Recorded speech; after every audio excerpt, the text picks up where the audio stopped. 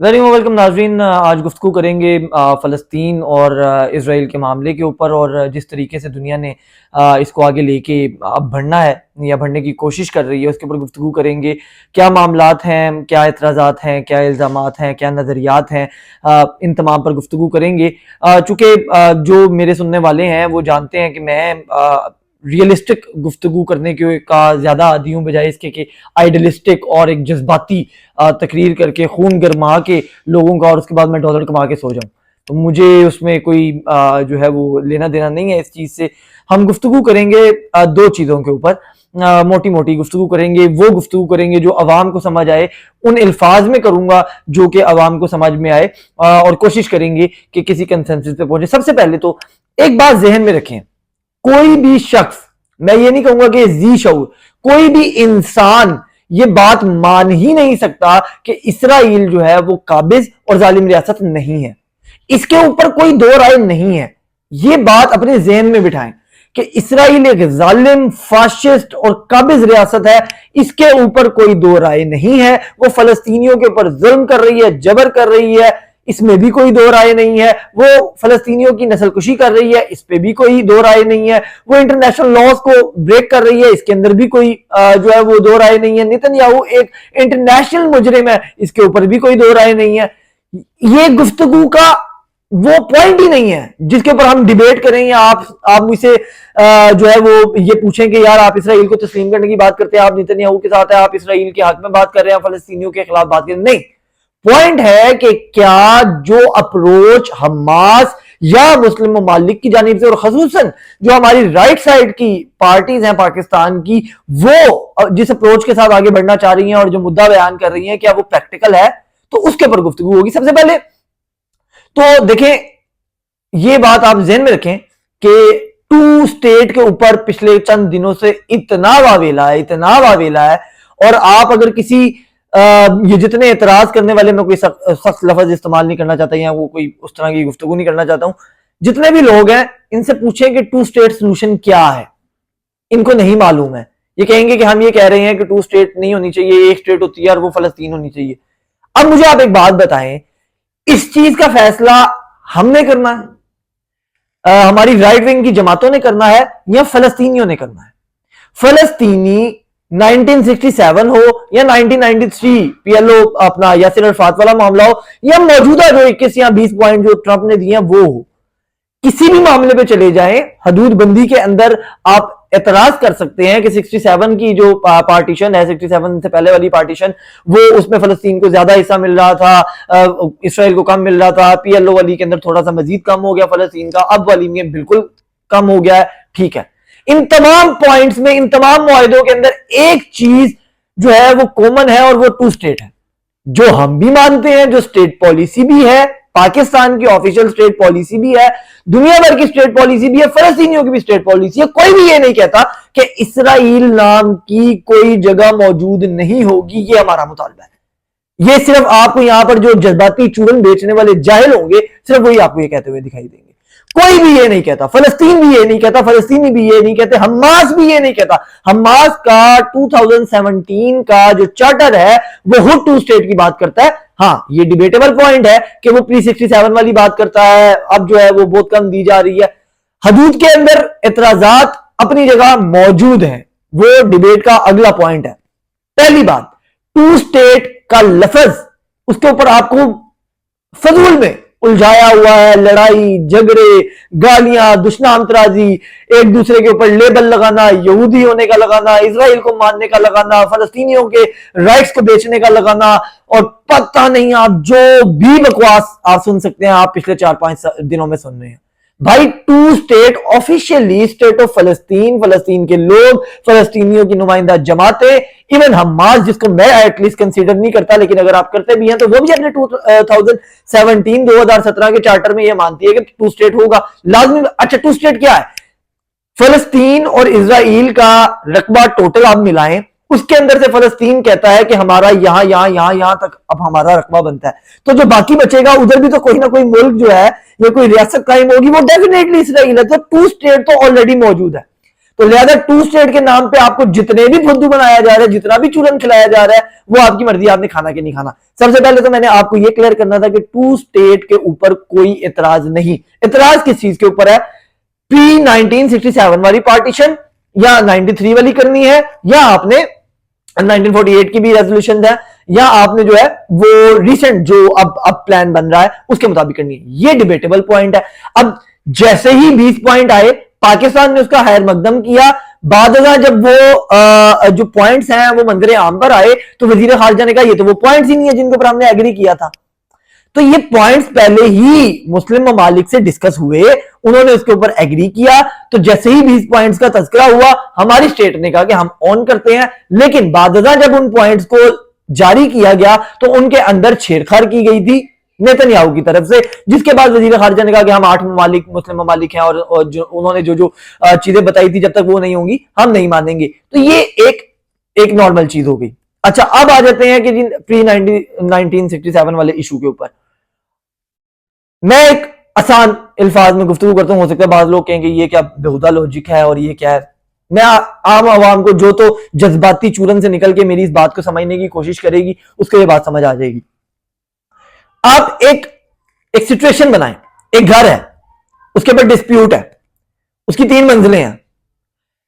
एक अरसा पहले कहा जाता है कि यार ऊपर वाली 2 मंजिलें जो है वो ज्यादा हिस्सा बनता है क्योंकि 2 फ्लोर है, वो आपके हुए, नीचे वाला जो है वो एक चले काबिज है, जालिम है, आप कुछ भी उसको कह लें, जिसने भी कब्जा किया उसको दिया। और ऊपर वालों ने मान लिया कि यार ठीक है, हम ऊपर वाले 2 फ्लोर में रहेंगे, ठीक है, आप जो है वो नीचे वाले एक में रहें।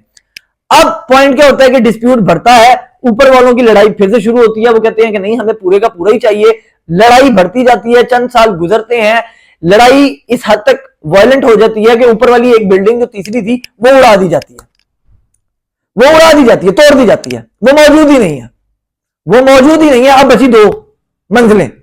अब डिबेट का पॉइंट आ गया कि यार आधा आप रखो, आधा उनको दे दो। मल्लेदार बीच में पड़ गए, मल्ले का चौधरी बीच में पड़ गया, इलाके का जनाब एमपी एमएनए पड़ गया, वट एवर। सो मैं एक सिचुएशन बना रहा हूं, वो कहते हैं यार 50-50 ले लो, ठीक है, 50-50 आप ले ले। अब यहां पर जज्बाती चूरन क्या आता है कि नहीं, हमें वो पुराने वाली चाहिए। अब तीसरा फ्लोर जो कि मौजूद ही नहीं है, हमें वो भी चाहिए। आप सिचुएशन समझ रहे हैं? 1967 से पहले वाली पार्टीशन मुमकिन इसीलिए नहीं है मेरे भाई कि हालात बदल गए, दहाइयां गुजर गई, आपके मतलब जो है वो इतना अरसा गुजर गया, आप उस पार्टीशन पर जा ही नहीं सकते हो। आप एक ग्लोबल कॉन्ट्रैक्ट में रहते हो, दुनिया जो है वो पूरी ग्लोबल कॉन्ट्रैक्ट में रहती है।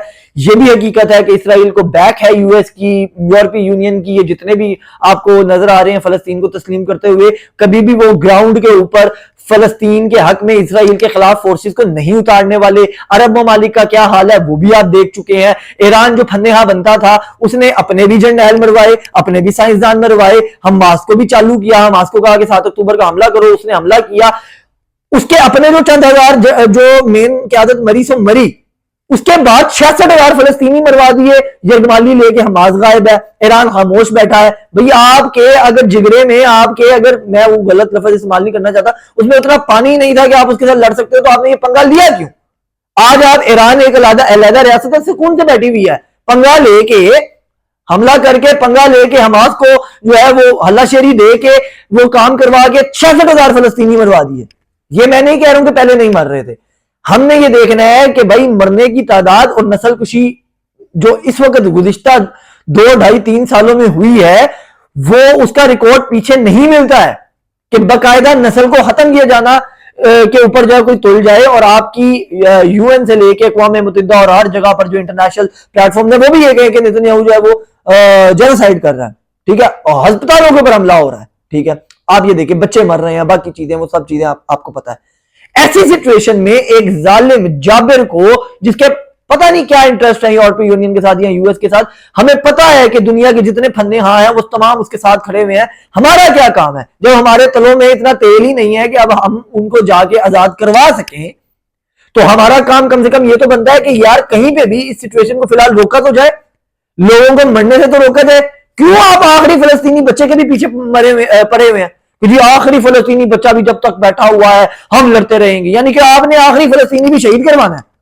आपकी सोच पे लानत, क्या आप आखिरी फलस्तीनी को भी शहीद करवाना चाहते हैं? हम ये कहते हैं कि यार जितने बच गए उनको रहने तो दो, कहीं ना कहीं तो स्टॉप करो।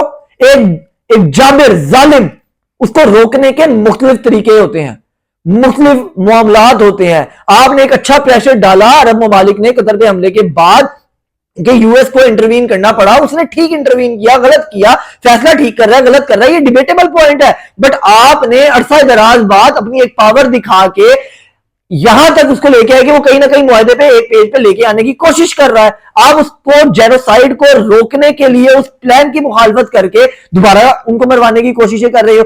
जहां पर जेनोसाइड रुकेगी भी डिबेटेबल पॉइंट है कि प्रैक्टिकली आपने किस तरीके से करना है, मस्जिद अक्सा कहां आएगी, गोलान की पहाड़ियां कहां है, फलानी चीज कहां होगी, कि यार नहीं ये वाली चीज डिस्प्यूटेड है, इस तरह नहीं, इस तरह नहीं, इस तरह नहीं। यार आपके पास है क्या पंगा ले रहे हैं? आपने 7 अक्टूबर को पंगा लेके देख लिया, 66,000 फलस्तीनी मरवा दिए। अब जिहाद की बातें करते हो, जिहाद कर लो। कौन करेगा जिहाद, मुझे बताएं, कौन करे? ये जज्बाती चूरन ना बेचे। जिहाद किसने करना है और किसके खिलाफ करना है? देखें, बेवकूफों वाली बात करना, ना आपके साथ कोई अरब ममालिक है, ना तो ट्रूप्स को तुर्की उतारने के लिए तैयार है, ना मलेशिया उतारने के लिए तैयार है, ना अरब है, ना कतर है, ना टेक्नोलॉजी कोई देने के लिए तैयार है। यहां तक कि इनके तिलों में तो इतना तेल नहीं था कि भाई इसराइल की फिजाई हदूद के ऊपर पाबंदी लगा देते।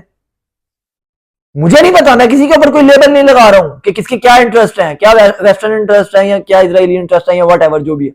भाई आप जब नहीं कर सकते, आप में कंसेंसस नहीं है, लेकिन उसके पास वो जो जाबिर है, जालिम है, मुजरिम है, उसके पास कंसेंसस ये है कि उसके पास यूएस है, उसके पास यूरोपीय यूनियन है। अब जर्मन कहता है कि यार जब तक जो है वो ये मुआहदे के मामला है, मैं इसके ऊपर कोई पाबंदियां नहीं लगाऊंगा। जर्मनी ने भी कह दिया, खत्म होगी कहानी। यूरोपीय यूनियन ने फिर इसराइल के ऊपर वो जो पाबंदियां लगाने की बात थी उसको होल्ड कर दिया। आपके पास क्या है? आप कर क्या सकते हैं? कुछ नहीं कर सकते हैं। हाँ, जज्बाती नारे लगा सकते हैं।